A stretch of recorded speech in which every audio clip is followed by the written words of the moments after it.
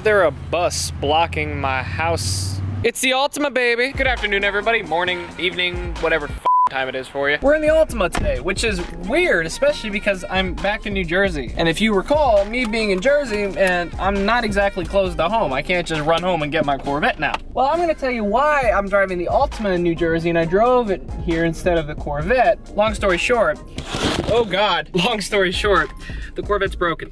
Like, that's not a joke, it's actually broken. But first, let's go get some food because I haven't eaten all day.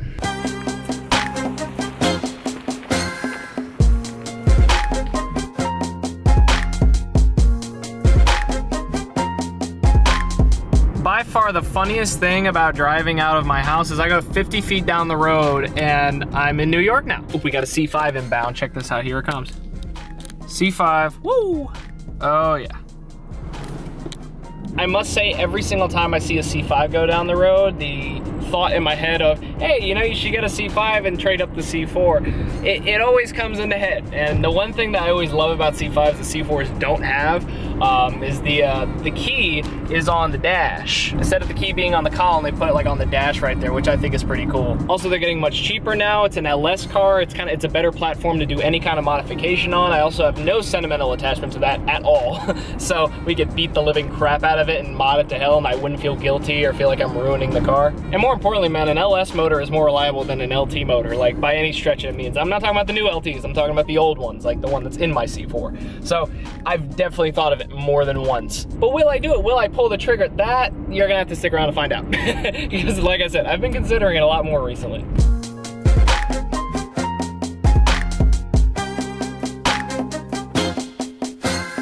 Ah, Subway, I love you so much. Oh, I must say, I just saw this in the parking lot. Check this out. Ooh, that's clean.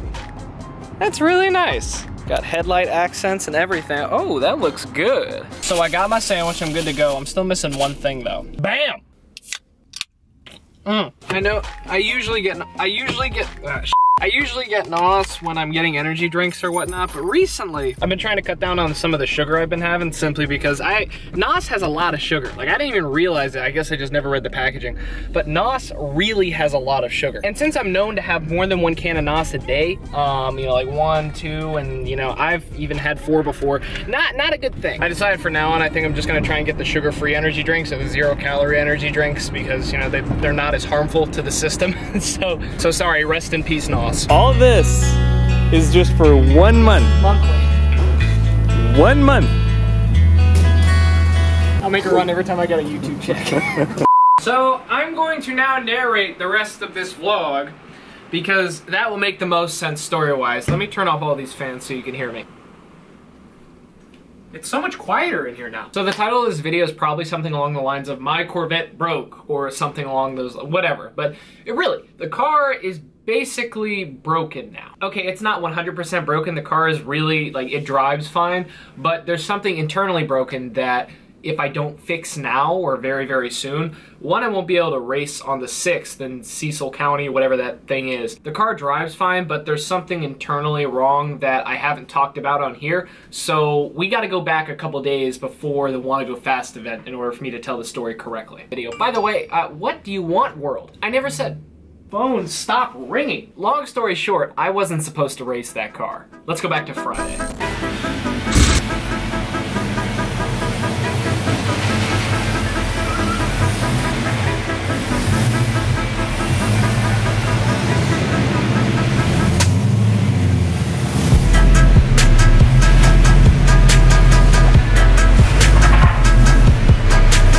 Welcome to the video, everybody. How you guys doing today? So today is day 1 basically of tech inspection, and this is not your typical place to get tech inspection done, but it's tech enough for here.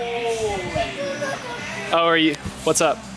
So that's supposed to be crystal clear. That's what? Black. What is? What's that? This is your brake fluid. Why is that black? Because I don't think it's been changed in a long time. So I was at my buddy Paul's shop, Faster Automotive in Woodbridge, Virginia, and the idea was bring it in on Friday so Paul could tech it, because one of the options you had was to have the car tech inspected previous to actually getting to the event. So I had the piece of tech inspection, the paper with the tech inspection on it. I brought that to Paul, we put the car up on a lift, and we started teching the car. And for the few that aren't familiar with tech inspecting a car for drag racing or anything, the reason they do a tech inspection, it's really a safety inspection, is just to make sure your car doesn't blow up when you take it racing, or, you know, potentially hurt anybody else while they're racing. Because with all these races, safety is the #1 concern. I'm just gonna show you this. This is fresh DOT4. Oh, that's bad. See, this is crystal clear. Uh-huh. And that's what mine looks like. It's black. That's not good. How does that happen? Is it just because it's old? Age, water, a little bit of your rubber, like the O-ring that's in the master cylinder itself starts to slowly degrade, but mostly it's just brake fluid getting hot and cold and absorbing water. And by the way, just to mention this, because I haven't done it in a video yet and I meant to and I feel bad about it. Hey Paul, you want to say hi? Oh, hi. What's up? Paul is the guy to go to if you need like work done on your car in the DMV. And the reason I say that is because you're ASE certified, right? Yep, ASE certified master mechanic. And what were the other things you're certified in if they want to know? I'm L1 advanced level specialist for diagnostics. I'm also hybrid, drivetrain and electric vehicle. So if your Prius breaks down, he can fix it. If it breaks down, they don't. Yeah, that's true. Unless you have like a first and second generation, and then they have like issues with MG1, MG2, but... See, point is he knows his shit. And what did you say? Usually you charge like half of what a shop will charge? Yeah, if on the side. Point is, I'm gonna put his information down and below, but if you want someone who work on your car and actually knows what he's looking at. And if you want your car tuned. And if you want your car tuned, you come here, Faster Automotive, link in description, link on screen. Yeah. But really, in all honesty though, like not like a crazy plug, like I mean, I really want to mention it because you've done right by me. So if you want good work, I'll put his information below if you need help. He's treated me very well and I'm sure he'll treat you well as well. So I really hope that the brakes were like, that's like the only thing that's really wrong with this. So how serious of a tech inspection is it, by the way? Like, is it real like hardcore or? Here? No, this. The one, what do they want? This one's heady. I got the one for Summit on my phone because I gotta do that to my car. With autocross, like the autocross Hoodie, they're a little more lenient with tech inspections. As long as your car's wheels are not gonna fall off. Right. You're good. You know, some people ask me, like, and I get the comment a bunch, they're like, dude, you know, you should learn how to work on your own car, you know, instead of always taking it to a mechanic and getting everything done, like, you should learn it. It's a great, you're right, it'd be a great learning experience, but it doesn't help when you don't know what you're doing. Like, I always go to mechanics because the nice thing about getting work done by them is also, it keeps them in business, you know, it keeps them, you know, gives them money. But you like it when people work on your own cars. Yeah, I mean, they learn and they fuck up and then I make money because they like can't fix it. So there we go. But in all honesty, like I will support people that actually know what they're doing as opposed to me. I'd much rather do that. Now before I talk about what broke on the car, nothing broke that moment. It had been broken for a while or, you know, worn out for a while. The car is old. For those who haven't seen the video, I'll put the video up here if you want to go watch it to just catch up. Basically what ended up happening to my car was the trans mounts on my car, and if they're not traditional transmission mounts, it's held in by a support beam and it's weird C4 Corvette guru nonsense that Chevrolet engineered. I don't know the specifics on it, but what ended up having to be ordered, I had to order a transmission support beam, I had to order, you know, beam plates. I didn't actually have to order beam plates. New bolts for the front and rear, and they had to be installed, and that's what Paul did a little while ago. That fixed my trans from moving up and down as much as it was, because that was the scariest thing to watch, because the whole transmission was moving all over the place. It was really, really scary to watch. So that was fixed, but after the car was driven, there was a very weird vibration, like the whole car shook from like 1500 to 2000 RPM.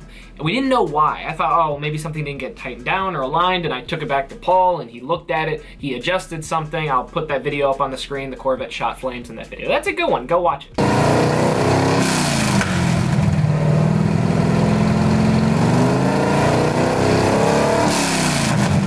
That fix worked for about 25 minutes. I call him on my way home from the shop. I'm like, what the f? So we did some searching online. We didn't really find a firm answer, but then it dawned on me. Call the guy who sold me the original parts to fix the issue. There's a guy known in the Corvette stratosphere, Corvette forums, the C4 world anyway, known as ZF Doc, Bill Bordeaux, and he knows ZF6 transmissions, which is the transmission that's in my Corvette. And I told him about the problem, and I put Paul on the phone with him in the shop. Yep, this is the housing store. Diagnosing my transmission. Yeah. I mean, you can just replace those housings, right? You don't have to get the whole transmission. Yeah. So you just get the housing, but you have to do a shim verification procedure. We find out that my rear transmission extension housing is actually the bolts for it. The holes that the bolts screw into are worn out. So the entire housing has to be replaced. It's not a big one. It's like this big. It's not huge, but the part's like 300 bucks. And the fear was taking that car to the Wanna Go Fast. We knew that information, and what we were told was the car is fine to run. It won't have an issue. But what you're doing is you're wearing out those parts that you just put in the car to fix it. So is there a quick and easy fix to it at all, or is it like the damage is being done as we speak? The damage is being done as we speak. Great. I was saying it'd be fun to it'd be fun to go, but you're at risk of having to get a new beam and new hardware. We'll do one run. It's going to prematurely wear it. I just don't think it's going to do it to the point where it's not going to be like next month I'm going to have to be hitting you up. Yeah. Or do you think that's going to be the case? I would suggest, as with Bill, get that fixed as soon as possible. Those parts that I just spent like 400 bucks on to get all, you know, to fix everything, I was now prematurely wearing out by taking it racing, because the more strain I put on that transmission, the more it was vibrating and making those holes in the transmission housing bigger. So it was wallering the holes out and wearing the parts out. So with all of that said, I shouldn't have run my car, and you know, I was breaking it more. So we drove it 4 hours there, we raced it, we drove it 4 hours back. A lot of strain on the transmission that didn't actually need to be put on it if I hadn't raced. But I wanted to race, and here's the real issue now. On the 6th, I was gonna go to Mike's YouTuber call out thing. We were talking and we were thinking, you know what, maybe you should come and you should like film and also race, and that would be kind of cool, because I've made fun videos, you know, of drag racing stuff in the past. It might be really cool to do something here, but I still want to race. So that's on the 6th. Today's the 1st. So that means the parts that I need to fix this car need to be overnighted, installed, and I'm in Jersey and the shop's in Virginia, and somehow we all need to get to Cecil County with my car fixed. I don't know how any of that's gonna happen, but I will make it happen. Don't worry, you will see it on this channel, and Mike and I are trying to figure out a way that we can both bring our C4s to this event, because he was just gonna bring a C7 with his Duramax. So we haven't figured out the logistics yet, but it might involve me driving Mike's C4. It might. We were talking about it a little bit. I gotta figure out the logistics, but it might happen. So stay tuned for that. Good things are coming on this channel. Subscribe if you have not already. If this is your first time seeing my face, hi, my name is Jimbo, and we do stupid things with cars on this channel. It's a lot of fun. Join the fun. Subscribe today. You don't have to, but you know, you could. Hit that post notification thing so you actually see the videos when they come out, because YouTube's been kind of fucky lately. But other than that, that's it for the video. I hope you enjoyed this little prologue to the Wanna Go Fast video. I just never talked about it because there wasn't really time. I was going to put the tech inspection stuff at the beginning of the Wanna Go Fast video, but that would have turned it into like a 25-minute video, and I don't really like, do you watch 25-minute videos? I don't, so I figured it wasn't posting. I figured it would make sense if we did this. But anyway, that's it. Like I said, guys, thank you for watching. All of y'all have a fantastic day.